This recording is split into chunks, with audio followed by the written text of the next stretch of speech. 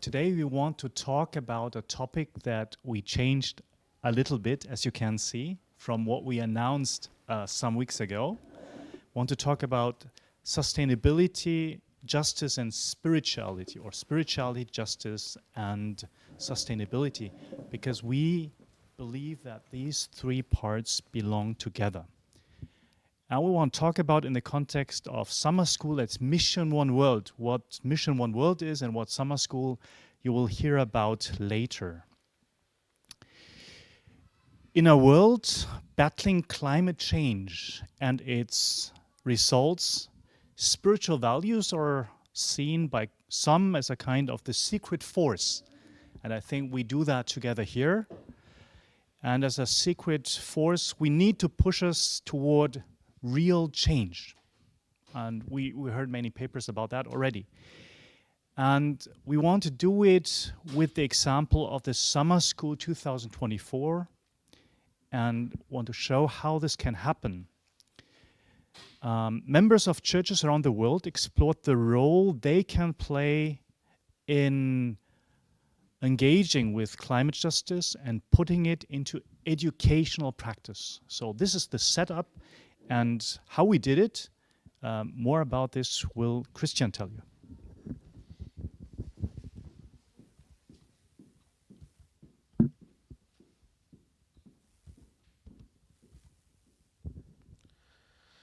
Summer school has taken part for 30 years now in Neuendettelsau. It always has been understood as an ecumenical and intercultural meeting to learn together and to share the perspectives of the different parts of the Protestant faith world.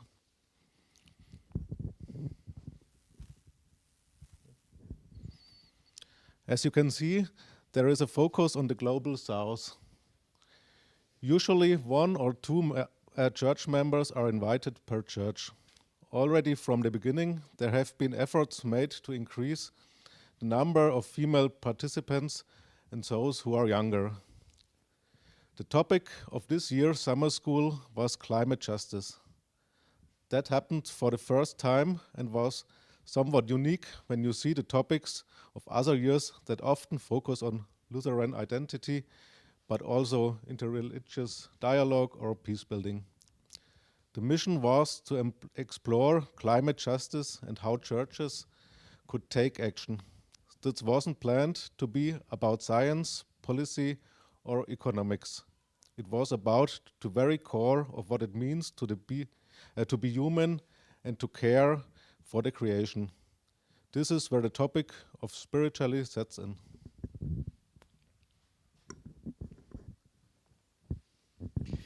And we found that it is interesting that church community, the global church community, has a unique role in regards to climate justice. Not so much to be another player on the political field, but as in other faith communities, we heard a lot about that, it's a place where it is not allowed, but almost expected. And now there is something that we discussed controversially. It's almost expected to foster hope and call for action that is based on holistic and universal goals. I think that's what makes it so specific to speak about church agents or faith-based agents. It's not just about facts, but it's also about hope that drives us for action, which is based on holistic and universal goals for everybody. In this regard, churches and other faith organizations can become a space where spirituality meets sustainability, and was the main goal of the Summer School 2024 to create a forum to listen to each other in respects to climate justice. And now there were two aspects.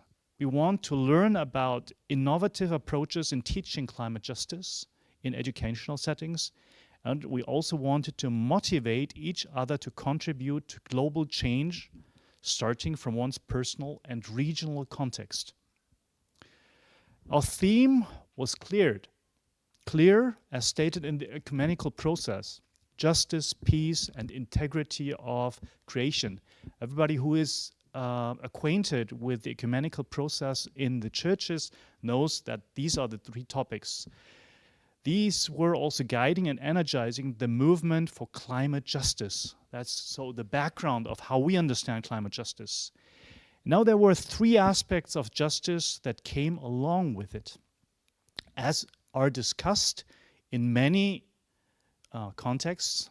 1, participatory justice. 2, testimonial justice. And 3, hermeneutical justice. Participatory justice we try to achieve by inviting 1 or 2 participants per church. And they are, as you could see before, very different in numbers. For instance, the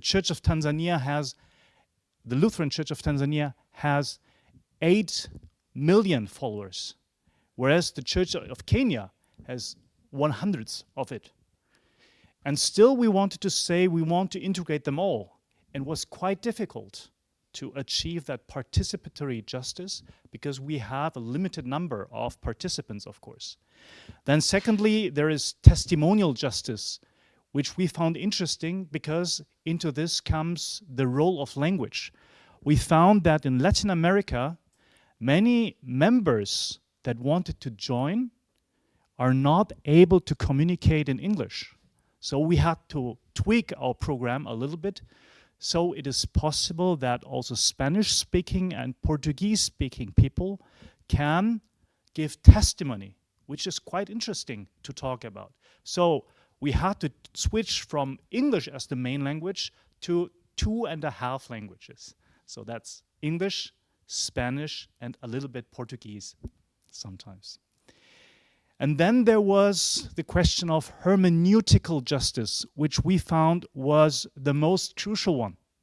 Hermeneutical justice means, derived from the concept of hermeneutical injustice, that there are some concepts that are dominating so much that people cannot get in contact with the real problems and issues, and also not with their own experiences. So what we did not want to do in the summer school, which we had done 30 years ago, when only people from Germany gave lectures and talked about concepts of Lutheran identity and so on, we did not want to give a clear-cut concept of climate justice to the people, saying this is the state of art, and this is where a multimedia experiment sets in.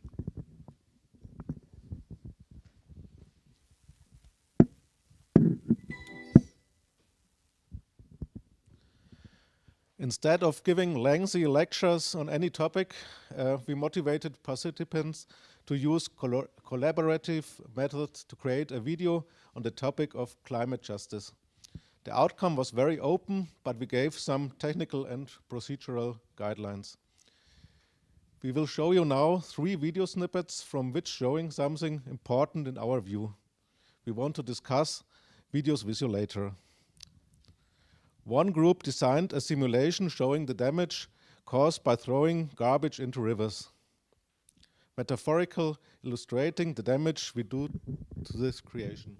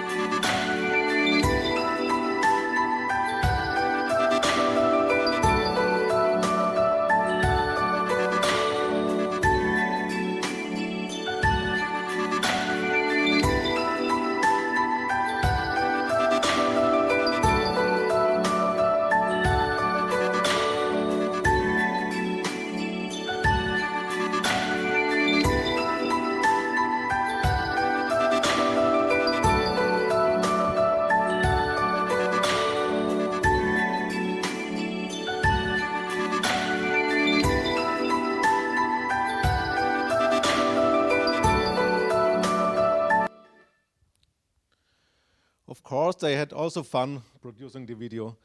But what is more important, they addressed the very question of how to halt the ongoing pollution of water and related it to the SDGs.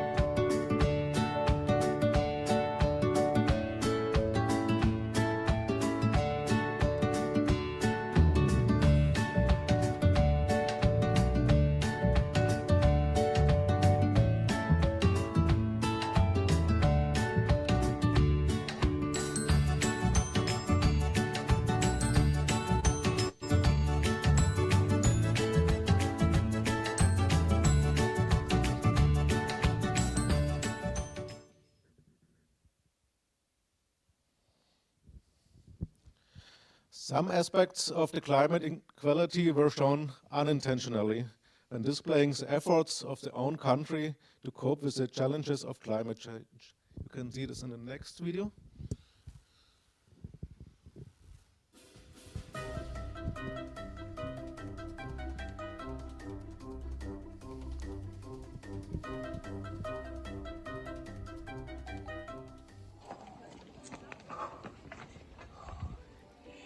Certamente precisaremos rever como se dá a nossa relação com toda a criação de Deus sob o ponto de vista econômico. O modelo que experimentamos não é mais viável.